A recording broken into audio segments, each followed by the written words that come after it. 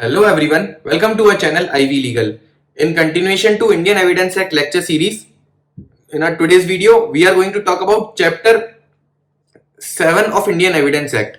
Chapter 7 बताता है deal करता है बर्डन ऑफ प्रूफ से रिलेटेड. अब यहां से सेक्शन 101 से लेके सेक्शन 114 तक हम बात करेंगे बर्डन ऑफ प्रूफ की कि कौन सी पार्टीज के पास बर्डन ऑफ प्रूफ होता है, इन कौन कौन से केसेस में होता है, कहां पर कोर्ट क्या प्रिज्यूम करेगा, कोर्ट किस केस में किसके पास बर्डन ऑफ प्रूफ देगा, किसके पास नहीं देगा, किसके केस में प्रिजम्पशन रखेगा, किसके केस में प्रिजम्पशन नहीं रखेगा. ये सारी बातें सेक्शन 101 से लेके 114 तक, मतलब सेक्शन 101 से 114 तक हम बात करेंगे बर्डन ऑफ प्रूफ की. तो शुरू करते हैं सेक्शन 101 से. तो 101 डील करता है बर्डन ऑफ प्रूफ से, जो बताता है एक जनरल मीनिंग देता है बर्डन ऑफ प्रूफ का कि किसके पास बर्डन ऑफ प्रूफ होना चाहिए जनरली. ये बताया गया है सेक्शन 101 के अंदर. तो सेक्शन 101 ये बोलता है कि whenever any person desires that the court should give decision in his favor, he has to prove that facts on which his case depends. अगर मैं चाहता हूं कि कोर्ट ऐसा जजमेंट पास करे जिससे कि ये लैंड मेरे पास पोजीशन में आ जाए, जिससे कि ये लैंड इसकी ओनरशिप मुझे मिल जाए, तो मुझे ऐसे फैक्ट्स कोर्ट के पास प्रूव करना पड़ेंगे जिसके थ्रू कोर्ट इस डिसीजन पर आए. तो इसीलिए बर्डन ऑफ प्रूफ मेरे ऊपर है. ऐसे ही क्रिमिनल केस में ले लेते हैं, मर्डर का कोई केस हुआ है, सपोज किसी का मर्डर हुआ है, तो उस केस में यहां पर बर्डन ऑफ प्रूफ प्रोसिक्यूशन के ऊपर है. प्रोसिक्यूशन कोर्ट में ये प्रोसिक्यूशन के ऊपर है to prove beyond reasonable doubt before the court कि यहां पर अक्यूज ने मर्डर किया है.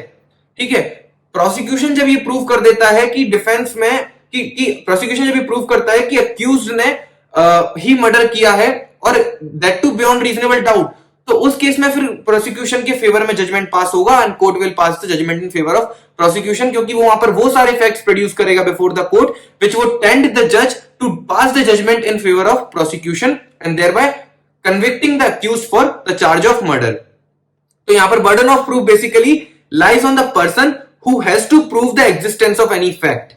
अगर प्रोसिक्यूशन को बर्डन ऑफ प्रूफ प्रोसिक्यूशन पे तब लाए होगा जब प्रोसिक्यूशन को कोर्ट में यह प्रूव करना है कि उस दिन उस जगह पर एक्स का मर्डर हुआ था.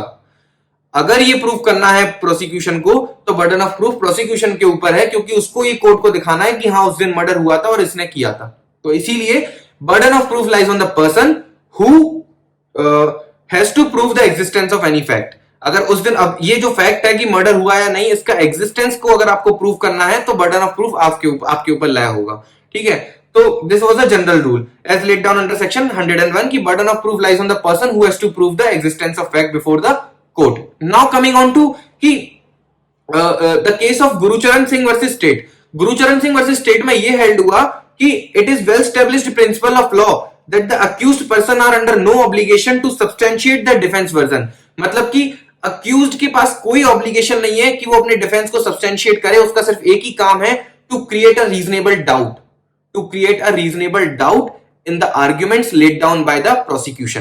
प्रोसिक्यूशन जो भी बोले, अक्यूज्ड को सिर्फ उसमें, डिफेंस को सिर्फ उसमें डाउट रेज करना है, सिर्फ उसमें एक बेनिफिट ऑफ डाउट लेना है उसको कोर्ट से, और उसको सिर्फ एक डाउट रेज करना है. There is no obligation on defence to raise, there is no obligation on defence to substantiate their version of truth. Accused के पास कोई भी ऑब्लिगेशन नहीं होता है कि वो अपने डिफेंस को सब्सटेंशिएट करे. उसको सिर्फ एक रीजनेबल प्रोबेबल डाउट रेज करना है इन the mind of judiciary, in the mind of court when the arguments are laid down by the court, by the prosecution. Prosecution अगर फैक्ट को, एग्जिस्टेंस ऑफ फैक्ट को prove कर रहा है, अब उस फैक्ट को वो एग्जिस्ट करता है नहीं करता है, इससे रिलेटेड डिफेंस को सिर्फ डाउट रेज करना है. सो डिफेंस का यहां पर, उसके एक्यूज का यहां पर कोई अपने डिफेंस वर्जन को सब्सटेंशिएट करने का कोई बाउंडेशन नहीं है, उसका सिर्फ एक रीजनेबल डाउट क्रिएट करने का बाउंडेशन है. ठीक है, ये हेल्ड हुआ था गुरुचरण सिंह वर्सेस स्टेट में. उसके बाद एक आता है इंपॉर्टेंट केस जहां पे बताया कि Gauri Shankar versus union of India. ये एक लैंडमार्क केस है. इस केस में सुप्रीम कोर्ट ने यह बताया कि there is always a presumption in favour of constitutional validity of an enactment and the burden of proof is upon him who attacks the same. मतलब कोई भी इनैक्टमेंट जो लेजिस्लेचर पास कर रही है, ये कोर्ट प्रिज्यूम करता है कि लेजिस्लेचर ने लोगों की नीड्स को समझा, लोगों की जरूरतों को समझा, लोगों अपने बेटर एक्सपीरियंस को यूज किया और उन सब को ध्यान में रखते हुए ही एक सही enactment within constitutional provisions pass किया है. ठीक है, ये कोर्ट प्रिज्यूम करता है. अब अगर आप इस इनेक्टमेंट की, कोई भी स्टैट्यूटरी एक्ट की कॉन्स्टिट्यूशनल वैलिडिटी को चैलेंज करते हैं कि this is not constitutionally valid, तो उस केस में ये बर्डन आपके ऊपर है to prove before the court कि ये कॉन्स्टिट्यूशनली इनवैलिड है, या ये this is not fulfilling the norms of laid down under constitution. तो ये बर्डन ऑफ प्रूफ किसके ऊपर है? द पर्सन हु अटैक्स और who challenges the constitutional validity of enactment. सो क्योंकि यहां पर कोर्ट ने ये प्रिजम्पशन के साथ किया है कि legislature when makes a law understands and truly appreciates the needs and its own needs of its own people, and that the laws are directed to the problems faced by the people. Legislature ये समझता है पहले कि लोगों की क्या जरूरत है और उस हिसाब से ऐसा लॉ इनेक्ट करता है जिससे लोगों की प्रॉब्लम्स का सॉल्यूशन निकले। सो इसीलिए कोर्ट ये प्रिज्यूम करता है कि all the legislations, all the enactments are constitutionally valid. The burden of proof is on the party who desires that the judgment should be in his favor, who attacks to the enactment that these enactments are constitutionally invalid. उनके ऊपर ये burden है कि वो court में prove करें,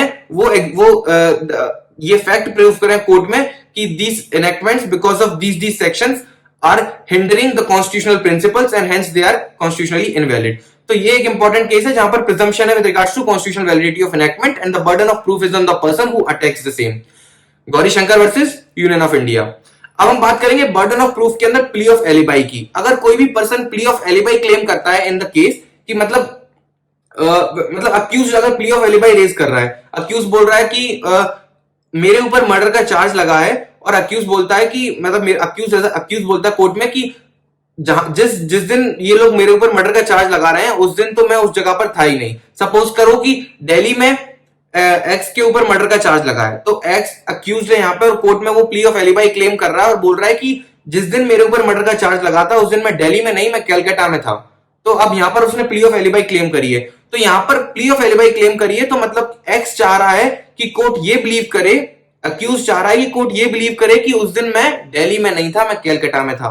तो क्योंकि अब वो ऐसा चाह रहा है कि कोर्ट ऐसा करे, तो इसीलिए इस फैक्ट के एग्जिस्टेंस को प्रूफ किसको करना है? यहां पर अक्यूज्ड को। तो burden of proof here is on accused to prove that he was not in Delhi. और अगर वो प्रूफ नहीं भी कर पा रहा है सब्सटेंशियली, तो क्योंकि वो अक्यूज्ड है तो उसका सिर्फ इतना सा काम है कि वो एक रीजनेबल डाउट क्रिएट कर दे in the mind of court कि उस दिन वो दिल्ली में तो नहीं था।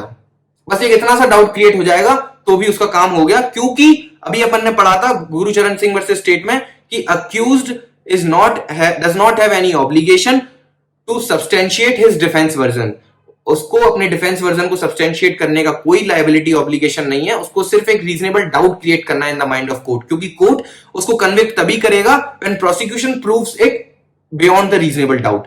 ठीक है, सारे रीजनेबल डाउट के बियॉन्ड। तो अब रीजनेबल डाउट के बियॉन्ड वो जा ही नहीं पाएगा अगर अक्यूज एक रीजनेबल डाउट क्रिएट कर देगा। तो प्ली ऑफ एलिबाई के अंदर यही है कि उसको अक्यूज को ये बर्डन ऑफ प्रूफ अक्यूज के ऊपर है कि वो ये प्रूव करे कि उस दिन वो वहां पर नहीं था। ठीक है, बट अगर वो प्रूफ बियॉन्ड रीजनेबल डाउट नहीं कर पा रहा तो भी it is fine, at least he should create some confusion और a reasonable doubt in the mind of court stating that he was not there at the time when the crime was committed. तो इसलिए plea of alibi में accused के ऊपर burden of proof आएगा, but वो that is only restricted to the extent of creating a reasonable doubt. ठीक है, so this was all about burden of proof under section 101। अब हम मिलेंगे अगली वीडियो में जहां बात करेंगे सेक्शन 102 की, and that's how will complete our Indian evidence act lecture series. अगर आप अभी तक हमारे साथ जुड़े हुए हैं तो प्लीज हमारी वीडियोस को लाइक करें और शेयर करें अपने दोस्तों में, and don't forget to subscribe our channel. Good bye, thank you.